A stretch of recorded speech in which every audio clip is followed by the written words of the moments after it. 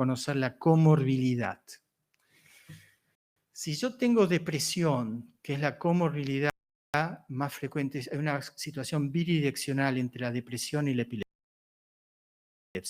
2-3 años antes que la gente empiece con epilepsia, hay más del 40-50% de la gente que tiene depresión. Yo tengo o empiezo con epilepsia, en los 2 años subsiguientes tengo más del 50% de chance de tener un cuadro depresivo después de haber empezado con epilepsia. Si yo tengo depresión, tengo alta suicidalidad. Si yo tengo depresión, no voy a controlar las crisis. Si yo tengo depresión, mi calidad de vida es diferente. Y esa es la razón por la cual hay que saber la comorbilidad. Simultáneamente hay que saber la etiología y la estructural, genética, infecciosa, etc. Para eso se pide una resonancia. En el año 17, en una comisión de la Liga Internacional, en ese momento la Comisión de Neuropsiquiatría, en Estados Unidos, en Europa y en Latinoamérica hicimos este estudio donde le preguntábamos a los neurólogos cuál era el conocimiento de las comorbilidades psiquiátricas. Nulo. En Estados Unidos, en Europa y en Latinoamérica. 2 años después, la Liga Internacional hace un currículum para que alguien que atiende epilepsia deba más o menos tener estos conocimientos. Pero en el punto 6 de este currículum dice que la persona que atiende gente con epilepsia tiene que demostrar la habilidad para diagnosticar y manejar la comorbilidad psiquiátrica y cognitiva, reconocerla como depresión, ansiedad, tensión, déficit de atención. 35% de los chicos en Estados Unidos con el diagnóstico de déficit de atención son cuadros de epilepsia no diagnosticados. Psicosis y autismos. El 10% de la gente con epilepsia a lo largo de su enfermedad, de su vida, tiene un cuadro psicótico. Manejarlos adecuadamente y tratarlos. Bien, hoy disponemos de 25 crisis. Todas son eficaces. Todas son eficaces. Una cosa es eficacia, otra cosa es efectividad. Ahora lo vamos a ver. Y estas son todas las crisis que existen. La primera, bromuros, porque hasta 1830 se creía que las epilepsias eran un exceso de masturbación. Entonces se utilizaban bromuros para bajar la ansiedad. En 1912, fenobarbital, hasta brivaracetam, que es la última droga que salió al comercio. Todas estas están disponibles en Argentina. Esta se suspendió. Todas sirven. El problema no es si son eficaces, sino cuán efectivas son. Efectividad es tolerancia más eficacia. Este estudio, cuando salió publicado en el New England en el año 2000, fue muy criticado porque esta persona, Brody, que es un escocés, además de tomar buen whisky, trabajaba con muchos desarrollos de drogas, entonces decía que estaba vendido a la industria, etcétera, etcétera. Pero hoy esto es la Biblia en el tratamiento farmacológico de las epilepsias. Esto publicado en el 2000, personas que empezaban con la epilepsia tratadas en el hospital con un rango de edad 470 sin diagnóstico, sin tratamiento previo, de 9 a 93 años. 9 a 93 años, 64 al año estaban libres de crisis. Monoterapia, si ustedes eligen bien la medicación, la mitad de la gente controla su epilepsia. Y hay un 13%, 1% que por un problema idiosincrático hay que cambiar la droga. No porque la eligieron mal, sino, ¿por qué es importante que un clínico sepa si la epilepsia es focal o generalizada? Porque si ustedes me dan a mí lamotrigina o carbamazepina y yo tengo una epilepsia de inicio generalizado, me la empeoran. No solamente no la controlo, sino que me la empeoran. Y esa es la razón por la cual hay que mínimamente tener una idea de qué tipo de epilepsia tiene la persona. Pero el 64% lo controlaba. 3% necesitaban más de una droga. Y lo que aprendimos en ese momento es que el 80% de la gente que empieza con epilepsia la controla con dosis bajas. 20% necesita dosis altas. Este mismo grupo, 30 años después, pacientes seguidos en el mismo hospital, en el mismo servicio que empezaban con epilepsia, son 1975. 1975 personas seguidas durante 30 años en el mismo lugar.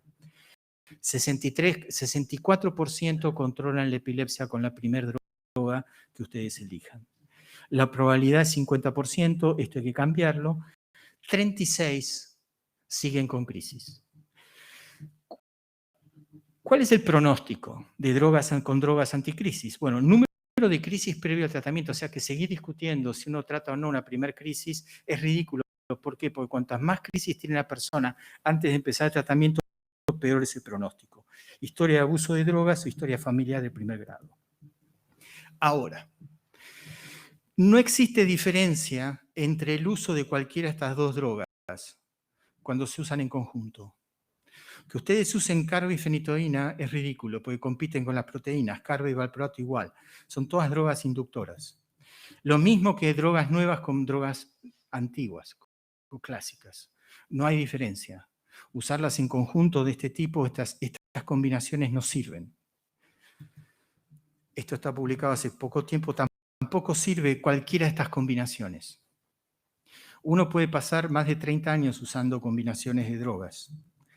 Este es un estudio publicado hace poco tiempo, hace 2 años, donde es la primera vez que se demuestra que el valproato es mejor que el levetiracetam para la epilepsia de inicio generalizado. Es muy frecuente que se use el levetiracetam para la epilepsia generalizada. El valproato es claramente mejor que el levetiracetam. Y para los chicos que tienen ausencias, valproato es la droga de primera línea o la etosuximida, no la motrigina. La motrigina no controla crisis generalizadas y las puede empeorar. Y esto es interesante. Si yo tengo un rash con carbamazepina, la chance que volver a tenerlo si me cambian a fenitoína es 57%. Si yo estoy tomando Oxcarba y tengo un rash y me dan la motrigina, tienen 37% de chance de que vuelva a tener un rash. O sea que hay reacciones cruzadas entre todas estas drogas. Es una cuestión genética. Entonces hay que tener cuidado cuando alguien hace un rash con una droga anticrisis, saber cuál combinar. No hay que hacer estas combinaciones porque uno no tiene chance de volver a hacer un rash. Y eso puede ser un estrés y la persona se puede morir. ¿Cuál es la fuente de la evidencia para tratar epilepsias? Bueno, los estudios aleatorizados controlados es la mejor evidencia. Hay 25 drogas anticrisis hoy en día, más de 299 combinaciones, más de 30 años para saber. Esto es lo que yo les decía antes. Todas las drogas son eficaces, pero efectividad es eficacia más tolerancia. Y ahí está la diferencia con el uso de estas medicaciones.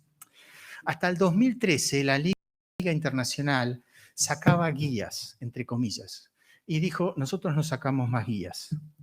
¿Por qué? Porque la decisión final se debe hacer a la luz de todos los datos clínicos presentados por el paciente, las drogas que están disponibles donde uno trabaja. Y el médico es el que tiene que decidir, no una guía de tratamiento. Las guías en epilepsia no sirven. Y la literatura enseñó que existen 2 combinaciones sinergistas. Esto quiere decir que A mejora B y B mejora A.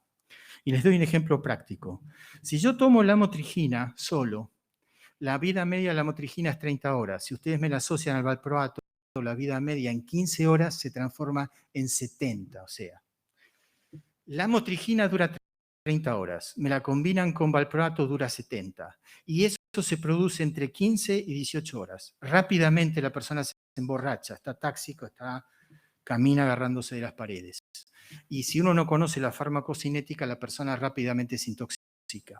Si yo tomo 500 miligramos de valproato y ustedes me adicionan la motrigina, sin aumentar el valproato, la concentración se va a 750. Aumenta 50% la concentración de valproato cuando me dan la motrigina. Esto quiere decir sinergismo.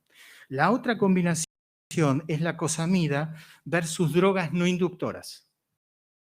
Y ahora vamos a ver cuáles son las drogas no inductoras. La cosamida es la droga más vendida hoy en el mundo para la epilepsia. No tiene interacciones, no tiene trastornos psiquiátricos, etc.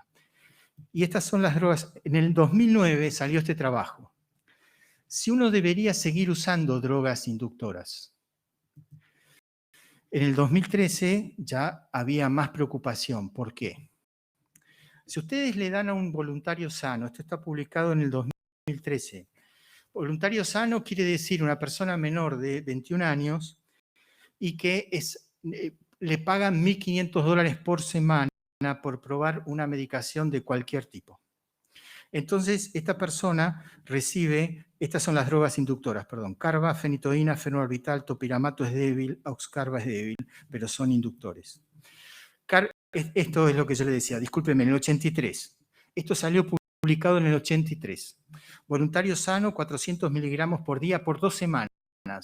A las 2 semanas tenía inducido el cortisol de todas estas hormonas y de la propia carbamazepina, porque es autoinductora. Ahora, si ustedes me dan carba, fenitoína o fenobarbital, que son excelentes para controlar las crisis, y simultáneamente usan cualquiera de estas drogas pierden 80% de eficacia. 80. Si ustedes me dan carba y un tricíclico, un IRS, el IRS o el tricíclico pierde 80% del área bajo la curva, pierde la eficacia.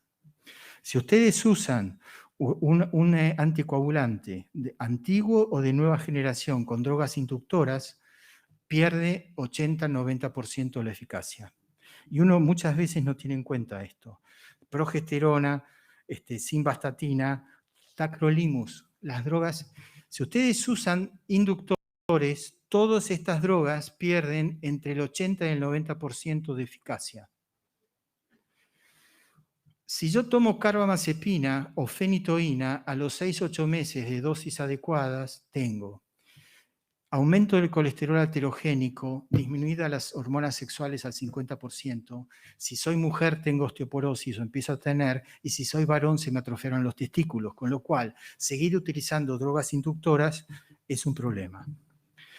¿Cómo uno elige una droga anticrisis? Bueno, con todo esto, sepan que hay una ley de epilepsia en el país del año 2009 que cubre 100% sin discapacidad la medicación para la epilepsia, con lo cual en la Argentina, a pesar de la situación económica terrible que estamos, no es un problema el tratamiento o el uso de drogas anticrisis, porque la ley cubre el 100%, sin discapacidad. La elección es en base a estas diferencias, tolerancia, seguridad, etc. Y cuando uno hace un diagnóstico, tiene que tener en cuenta todos estos factores en la cabeza. Y una de las cosas más importantes es lo que uno conoce de la medicación. Ahora, el usar lo que uno conoce porque la conoce y genera problemas, eso es otra dificultad para el paciente. Hasta el año 2010 se llamaba la epilepsia que no se controlaba epilepsia refractaria, a partir del 2010 epilepsia resistente. Ustedes me dan 2 drogas, me dan una, a los 4 o 5 meses saben si yo controlo o no controlo, me dan otra, me la cambian, en mono o en politerapia. O sea que en 10 meses ustedes probaron 2 drogas, yo sigo con crisis, mándenme un lugar a ver si me puedo operar o hacerme algo.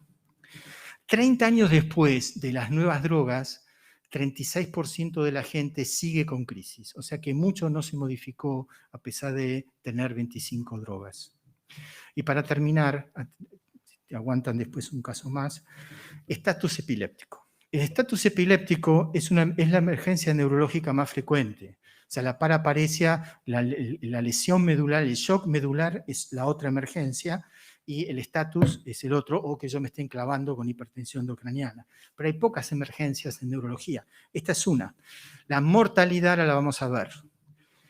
Acá es lo clásico, 3 al 50. Ahora, 180.000 casos por año en Estados Unidos, 175 en Europa. Es lo mismo que la epilepsia. Después de los 60 años es lo más frecuente. 20% es la media mortalidad. Es 30% en una buena terapia intensiva en Europa o en Estados Unidos del estatus epiléptico. Ahora, cuando uno tiene estatus, un poco menos de la mitad son personas con epilepsia previa, son de buen pronóstico. En cambio, el 50% es sintomático, enfermedad cerebrovascular, trauma, encefalitis, autoinmune, hoy hay que pensarla, relacionada con el alcohol metabólico. Ahora, este es el punto, 2 tercios de las personas responden al tratamiento con benzodiazepinas. 2 tercios, 60% de la gente con estatus responde a la benzodiazepina, con lo cual hay que ser agresivo con la benzodiazepina y saber cuál usar. Esta es la nueva definición de estatus. 5 minutos. Cuando alguien tiene una crisis que dura más de 2 minutos y tiene 5 minutos de crisis tónico-clónica, hay 19 desvíos estándar de lo habitual. Lo habitual es hasta 59 segundos. Yo después me puedo quedar 1 hora o 20 horas confuso, pero me sacudo durante 59 segundos, como lo vieron en el video. Por ende, 5 minutos de crisis tónico-clónica es estatus. Y si ustedes tratan acá, el 60% no evoluciona a la terapia intensiva. Y el estatus no convulsivo son 30 minutos, pero ubiquen la definición de estatus no convulsivo.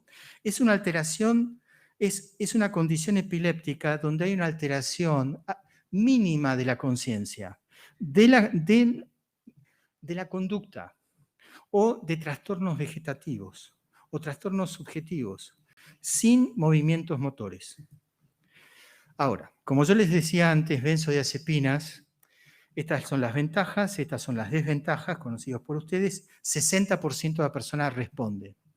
Este es el estudio que yo les mostré, que yo les decía antes, perdón, febrero del 2012, lorazepam endovenoso versus midazolam intramuscular. Esto es evidencia A. Es exactamente lo mismo el tiempo de control de crisis entre una y otra droga. El lorazepam endovenoso tengo chances de depresión respiratoria, el midazolam intramuscular no. Es raro que alguien con 10 miligramos tenga una depresión respiratoria con midazolam. En cambio, si ustedes a alguien que tiene 80 años le hacen 4, 8 miligramos de lorazepam, tengan el tubo cerca porque es probable que tenga una depresión. O sea que es exactamente igual y es evidencia a usar lorazepam endovenoso o midazolam intramuscular. Midazolam versus diazepam. El cese de crisis, midazolam es superior al diazepam. Midazolam es superior al diazepam en cortar la crisis. O sea que las benzodiazepinas son seguros, son eficaces. Midazolam intramuscular es superior al lorazepam endovenoso. Lorazepam es igual al diazepam. El diazepam en Estados Unidos había rectal, lo tuvieron que dejar de usar porque los padres tenían denuncias de abuso sexual a los paramédicos por poner un enema de diazepam. Ahora va a venir a Argentina en diciembre un diazepam nasal para las emergencias. Midazolam superior al diazepam, bucal superior al diazepam, y adultos con respecto a niños, eso está bien. Antes vamos a, si ustedes aguantan un caso, dos, podemos poner el caso clínico, aguantan un poquito más, antes de alguna pregunta, les quiero mostrar un caso. No sé si fue, bueno. ¿Está todavía ahí? Sí. Discúlpame. Espera. No, ese, bueno, poneme está bien. Esto es para terminar. El chico que yo les mostré. Está bien este está bien.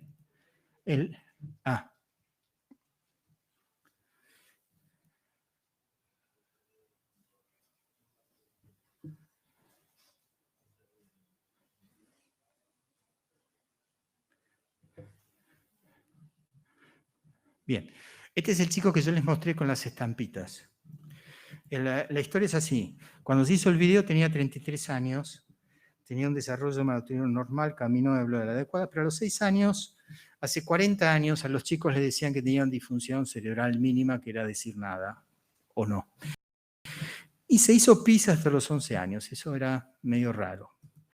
Pero a los 11 años empezó a tener crisis epilépticas, contracciones cefálicas, los chicos con crisis, o vomitan o tienen dolores de cabeza, es frecuente, disartria, vómitos y generalización secundaria. Le dieron carba durante 2 años y medio, trataron de sacársela y estuvo medicado hasta los 25 años. A los 29 empezó con los síntomas que ustedes vieron, estaba haciendo una residencia, a los 29 años empezó con esos síntomas que vieron en el video. Y estos episodios de llanto espontáneo desencadenados por escenas religiosas, los estímulos auditivos, eran mensuales, semanales y diarios, que le impedían progresivamente hacer su vida normal. Y el video se hizo, como yo les dije, 400 de clozapina y 1000 de valproato. Ahora, el chico, además de esto, o tenía cuestiones paranoides o escribía mucho. Pasaba 2-3 horas escribiendo. Y entonces nosotros dijimos, bueno, crisis epilépticas, los padres son médicos, así que le dijimos, mire, esto es epilepsia. Entonces le hicimos el video, la resonancia, ahora les voy a mostrar. Esto es lo que pasó, pero el chico desarrolla hipergrafia e hiperreligiosidad. Cambia de religión. Y además se pasaba 3 horas escribiendo. Y ya no sabíamos qué hacer, no sabíamos si ponerle electrodos de profundidad o repetir algún estudio. Y esto es lo que escribía. O sea, el chico fuera de los eventos estaba lúcido. Cambió de residencia, trabajaba en un hospital de la capital, estaba bien, pero fuera de eso se pasaba 2-3 horas escribiendo y escribía esto. Con 2 características. Lo primero, que era una cosa loca lo que escribía, pero lo otro es que no dejaba espacios entre su escritura. Y eso es una cosa llamativa. Y yo, o sea, estaba acá mientras escribía, estaba loco totalmente. Fuera de la escritura estaba perfecto. Y escribía esto, o sea que... Y estos eran los dibujos que él hacía. Y en cada dibujo ponía algo religioso. Y esto es Dostoyevsky. Dostoyevsky tenía epilepsia del lóbulo temporal.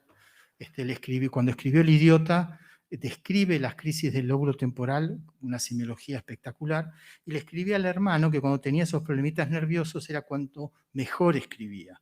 Y él no solamente escribía sin dejar espacios, sino que además en cada escritura ponía una imagen religiosa. Y eso en pacientes del lóbulo temporal se ve. Esto es el electro que ustedes vieron en el video, esto es intercrítico, tenía esta actividad normal. Esto es durante la crisis y esto es después. Ahora, este es un SPECT que se le hizo durante la crisis donde había un hiperflujo temporal izquierdo claro y lo único que hicimos fue repetir una angioresonancia.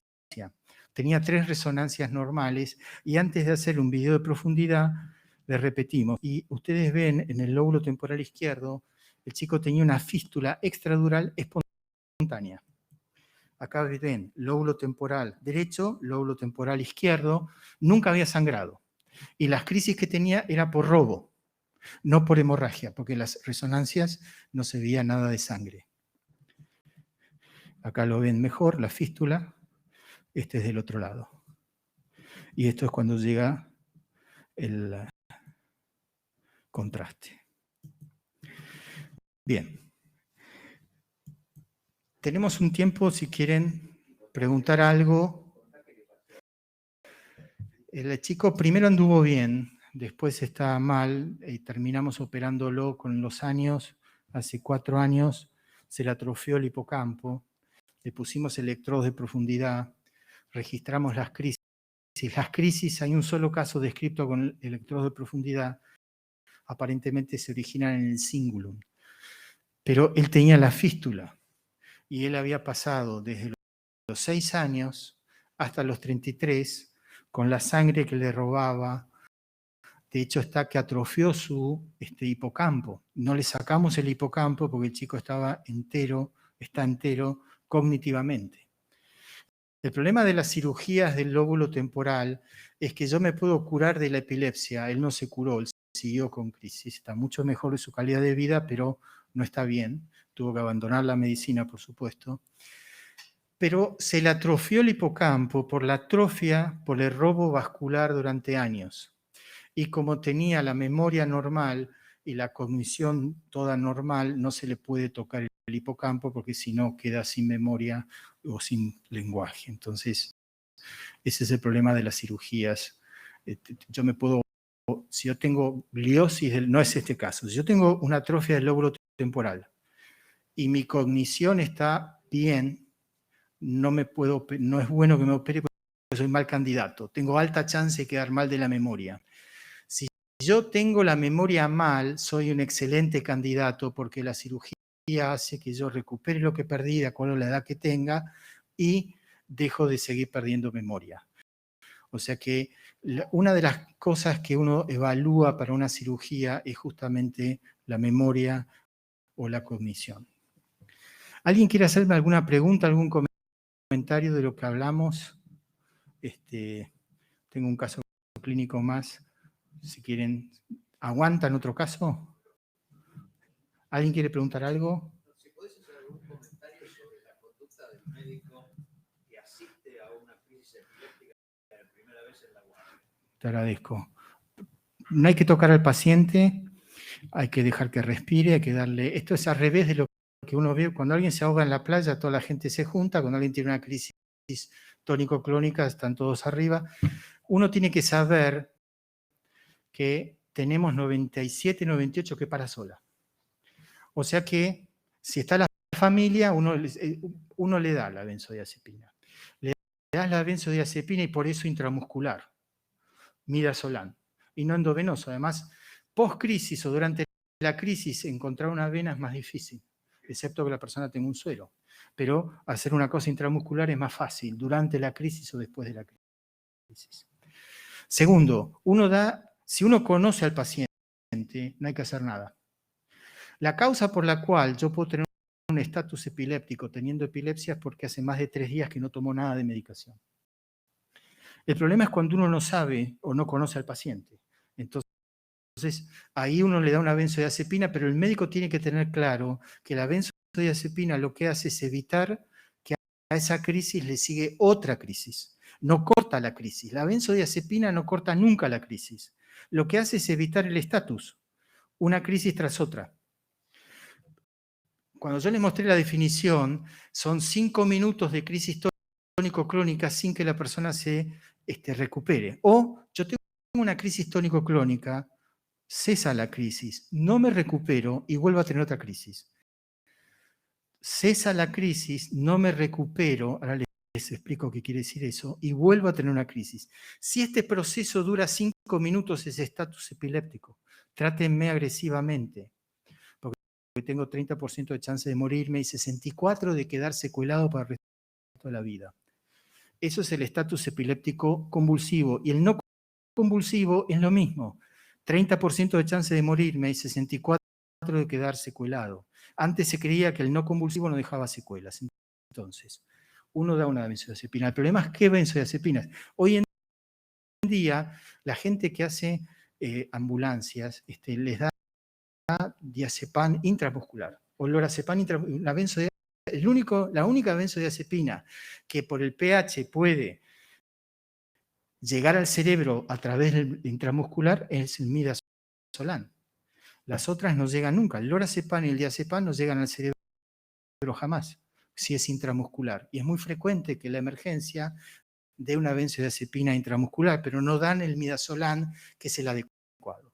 Entonces, si alguien está en una emergencia, en una guardia, y viene alguien que tuvo crisis, a los 20 minutos, si yo tengo una crisis tónico-clónica, me tengo que empezar a recuperar. Y si yo no me empiezo a recuperar algo, no totalmente, hágame un electroencefalograma porque es probable que tenga un estatus epiléptico no convulsivo. Esto es como las meningitis parcialmente tratadas.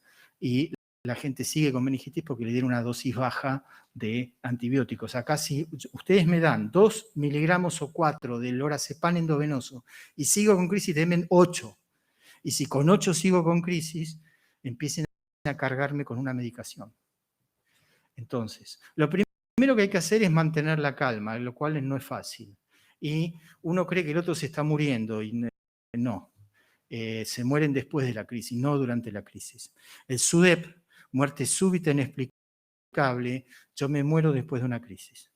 Por ende, uno tiene que tratar de evitar que la persona tenga crisis. Las mujeres que tienen epilepsia tienen 6 veces más de chance de tener muerte súbita si tienen epilepsia y tienen depresión. Y aumenta por 6 el riesgo de tener muerte súbita. O sea que a la gente con epilepsia hay que tratarlas adecuadamente. Tratar adecuadamente quiere decir miligramos kilo día. Y no, en el 2008, la Liga Internacional hizo guías de dosajes. El dosaje no sirve para nada excepto para A, si la mujer se quedó embarazada, B, saber si la persona toma medicación o no. Si yo no tomo medicación, me hacen un dosaje, no tengo nada en sangre. Los varones adolescentes siempre le van a decir no no, yo tomo siempre la medicación y no la toman nunca, entonces el dosaje sirve para demostrar que no la toman. O si uno quiere ver interacciones, pero si no, no sirve guiar el tratamiento por dosajes. Y la emergencia hay que hacer eso, hay que dar una benzodiazepina, porque hay que tener en cuenta dos cosas. Cuando uno está frente a una crisis, tenemos 97-98% de chance que paren solas. Y si yo le doy la benzodiazepina, lo que hago es evitar en el 60% un estatus. Ahora, lo que uno debe tratar de saber rápidamente, y eso es difícil, si la persona va a la guardia, no tiene familiares, no tiene acompañantes, sabe que lo traen, uno no tiene idea qué le pasó ni nada, hay que hacer una imagen, por supuesto, PL, además de la sangre, y usar benzodiazepinas adecuadamente. Por eso yo les mostré el trabajo del 2012 de midazolam. Usen midazolam intramuscular. Es fácil de usar, es fácil de aplicar, y en diciembre vamos a tener diazepam nasal. Pero si la persona se está moviendo, no es fácil poner algo nasal o bucal. En cambio, intramuscular es más fácil. Midazolam tiene evidencia A. Y eso es lo que hay que hacer. Sí. Ay, disculpen, les agradezco. Hay justo una pregunta y terminamos. Sí. ¿Cómo? No. Midazolam es para la emergencia. Ninguna benzodiazepina se usa en forma regular para el tratamiento de la epilepsia porque pierden eficacia y porque producen trastornos cognitivos. ¿Alguna duda, alguna pregunta? Les agradezco mucho su atención. Muchas gracias.